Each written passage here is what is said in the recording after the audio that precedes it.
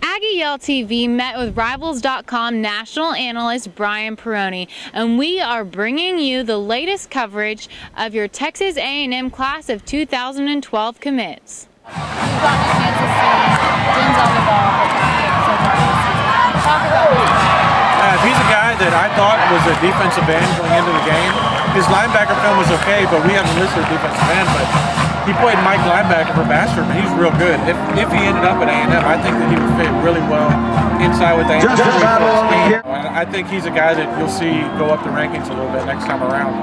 You've also gotten a chance to see 3 of the Blinn A&M commits. What have you seen from him? Well, Marion Grice is just a heck of a runner. I mean, he's incredibly physical. I mean, he's a big kid, but he has surprising speed on film. He's able to break away. Eddie Porter's a guy that can play inside or outside linebacker. I think he'll probably end up playing outside at A&M. You know, he can cover well. Brian, you've gotten a chance to see a lot of A&M commits so far this year. Talk about who you have seen and what you have seen from each one of them. Well, you know, I've been the most impressed with Troy Williams. You know, as a running back, he may be relatively small, but he can take the pounding. He can carry the ball 20 times a game in the SEC. I have no doubts about that.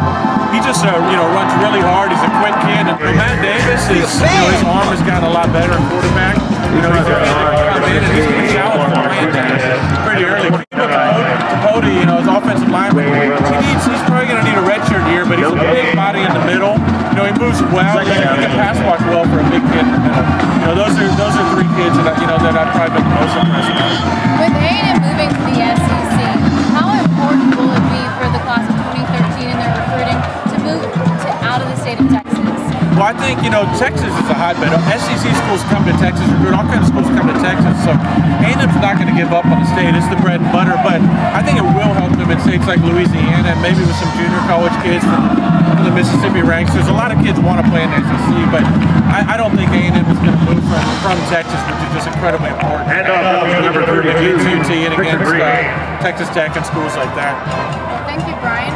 This has been Courtney Rowland, National Analyst Brian Perroni. This has been Courtney Rowland for AYTV.